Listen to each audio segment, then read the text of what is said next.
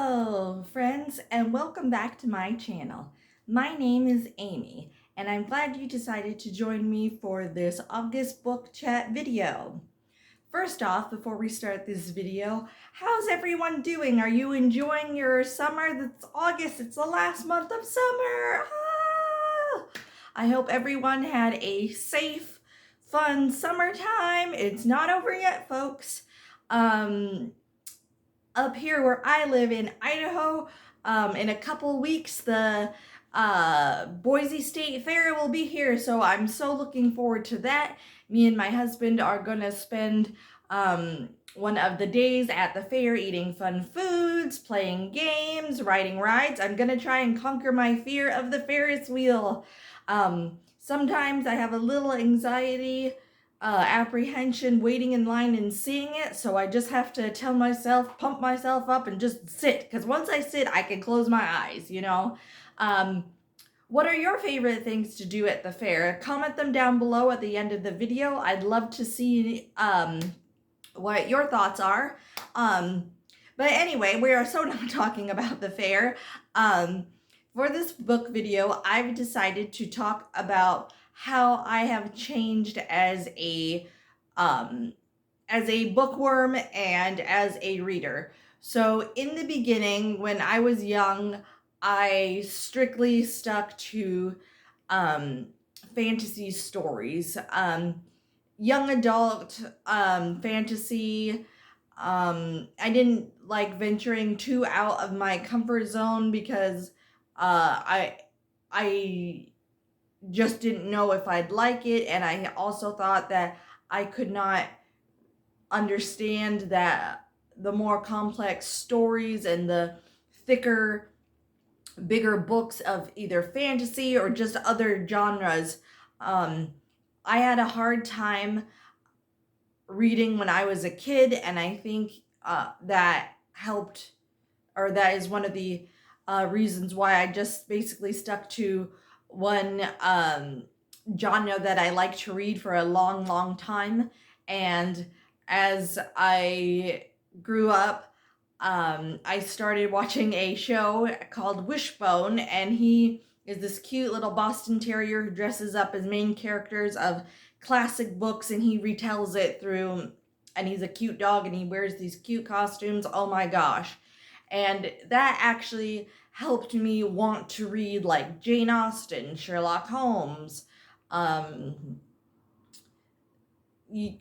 more classic literature than your typical fantasy. And I tried it and I liked it. I didn't quite, like I said, understand fully like what all the words meant, but I kept at it and I tried.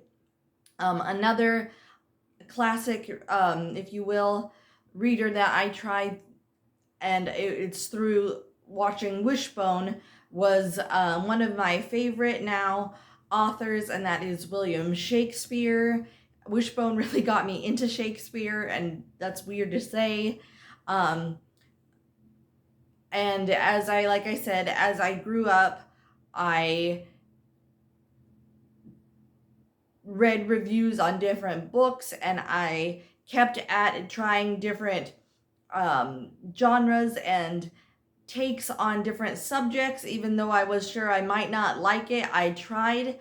As you can tell, I fell in love with the classics. I have Jane Austen right here, and Thomas Hardy, George Eliot. So I have a ton of classics, and I think as a reader and a bookworm, it's important that we try to read outside of our comfort zone, meaning the books that we like to stick to reading. Now, does that mean that we are gonna do a 180 and just switch to a certain one? Absolutely not. And it's okay to stick to one subject. If it's okay.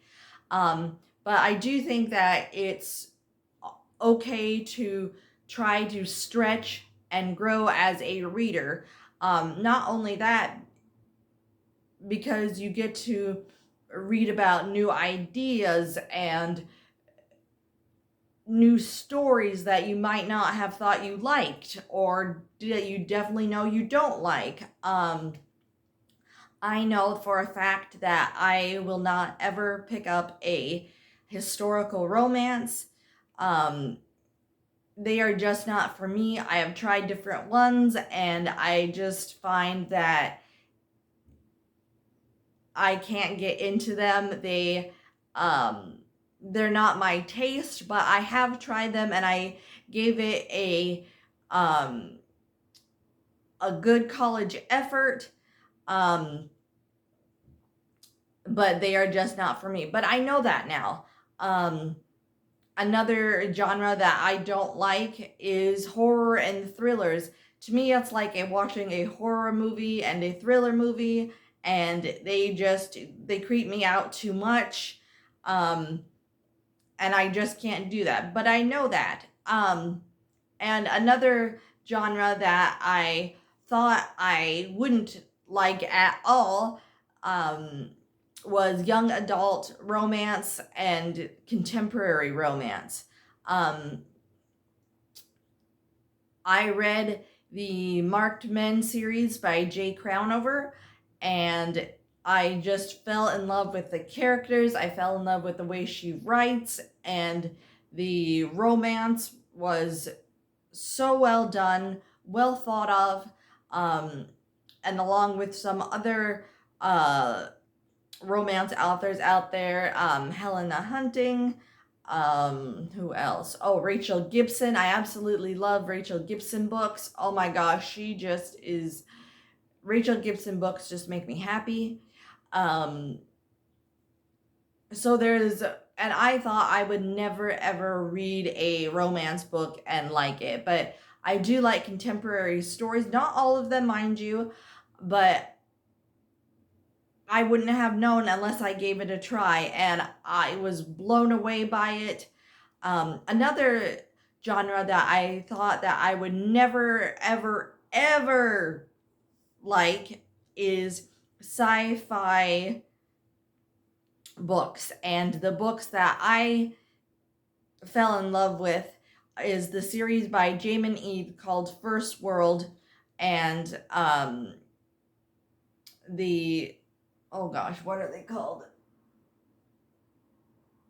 Um, Hang on, let me get the book. I can't. The name isn't coming to me.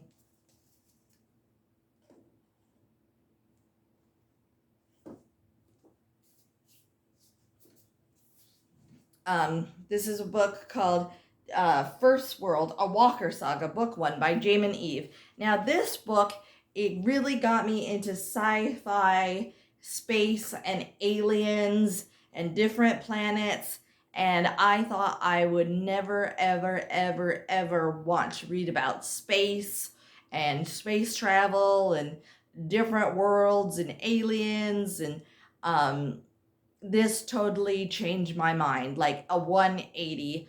um she has a amazing way with words, and the characters are enthralling and engaging, and you just fall in love with them, and you just get lost in this wonderful adventure and saga that she has written. And I am willing to try more space adventure type books. If one catches my eye, I will give it an honest try, because again, like I said, I really thought that I would never ever think that I would like it, and I was like, wow. Another thing to keep in mind is you really have to try different authors. Try female authors, try male authors, because um, I find that I like some male authors in fantasy better than females, and I like some female authors in romance more than males. So you really have to try different authors, read reviews of the books, because that really gives you a good starting point, and you just get a wider range of um, tastes, if you will, of books and to see how they feel. Again, I really think that it's important for readers and myself to try and go outside the comfort zone. I also never thought that I would really like nonfiction books, but again, you have to find the right kind of nonfiction books that you like or people that you like to find interesting. For example, I think Jerry Seinfeld is funny, so I got a non-fiction book of Jerry Seinfeld and I absolutely loved it. It's important to, when you read nonfiction, to get subjects that you're interested in because that is going to help you so much, either learn or laugh or whatever it is. If you don't read a book that is something you're interested in or sounds interesting, you'll probably just pass it up or you won't enjoy it as much. But again, if you've heard good things about it and you like the person or the subject or want to get into it, I highly suggest trying it out, at least trying to read half of the book. If you don't read at least halfway through the book and you still don't like it, it is okay to not finish it. But I would recommend is a good, and what I use is if I'm starting a new book and I don't like it, I try to read at least till half of the chapters because that way you can honestly say you made an effort. And who knows, you might end up liking the book or you might end up hating the book, but you can honestly say you gave it a good effort. So that's all the video for today. I know I didn't really show up too many books. I hope if you like this video, please give it a big like. And if you're not subscribed, why not? It's a fun video. Please hit that like or hit that subscribe button. My goal is to get 25 subscribers. If you like this video, tell your friends and family about it. I do this book chat video every month. Thank you so much for watching, and I will see everybody soon in my next video. Bye-bye!